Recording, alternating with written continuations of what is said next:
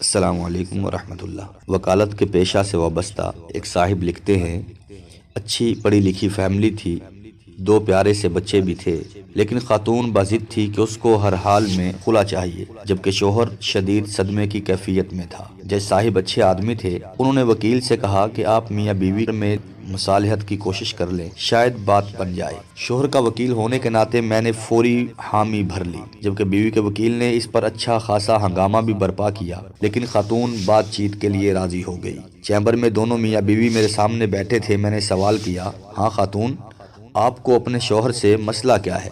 وکیل صاحب، یہ شخص مردانہ طور پر انتہائی کمزور ہے۔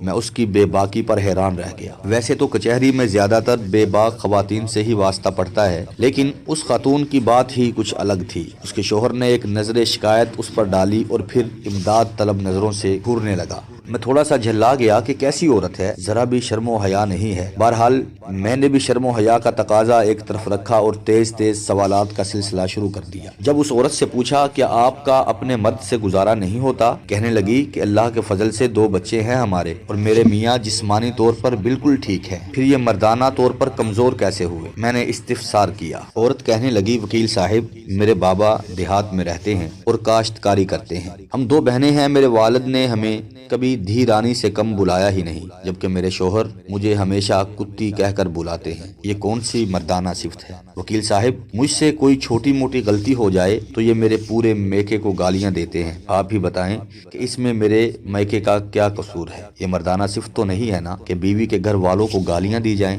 وکیل صاحب، میرے بابا مجھے شہزادی کہتے ہیں اور یہ غصے میں مجھے کجری کہتے ہیں۔ وکیل صاحب، مرد تو وہ ہوتا ہے نا جو کنجری کو بھی اتنی عزت دے کہ وہ کنجری نہ رہے، اور یہ اپنی بیوی کو ہی کنجری کہہ کر پکارتے ہیں، یہ کوئی مردانگی تو نہ ہوئی نا؟ وکیل صاحب، اب آپ ہی بتائیں، کیا یہ مردانہ طور پر کمزور نہیں ہے؟ میرا تو سر شرم سے جھک گیا۔ اس کا شوہر اس کی طرف دیکھ کر بولا، اگر یہی مسئلہ تھا تو مجھے بتا سکتی تھی، مجھ پر اس قدر ذہنی ٹارچر کرنے کی کیا ضرورت تھی؟ شوہر منمنایا، آپ کو کیا لگتا ہے کہ آپ جب میری ماں بہن کے ساتھ کسی ناجائز رشتے کو جوڑتے ہیں تو میں خوش ہوتی ہوں؟ اتنے سالوں سے آپ کا کیا گیا جو میں ذہنی تشدد برداشت کر رہی ہوں؟ اس کا جواب کون دے گا؟ اس کا حساب کون دے گا؟ بیوی کا پارا کسی طور پر کم نہیں ہو رہا تھا۔ خیر، جیسے تیسے منت سماجت کر کے سمجھا بجھا کے ان کی سلو کروائی۔ میرے موکل نے وعدہ کیا کہ وہ آئندہ کبھی اپنی بیوی کو گالی نہیں دے گا۔ پھر وہ دونوں چلے گئے، لیکن وہ عورت میرے لیے بہت سارے سوالات چھوڑ کر جا رہی تھی۔ میں اپنی کرسی پر ساکت بیٹھا سوچ رہا تھا، گالیاں تو میں نے بھی اس خاتون کو اس کے پہلے جواب پر دل ہی دل میں بہت دی تھیں، کیا میں بھی نامرد ہوں؟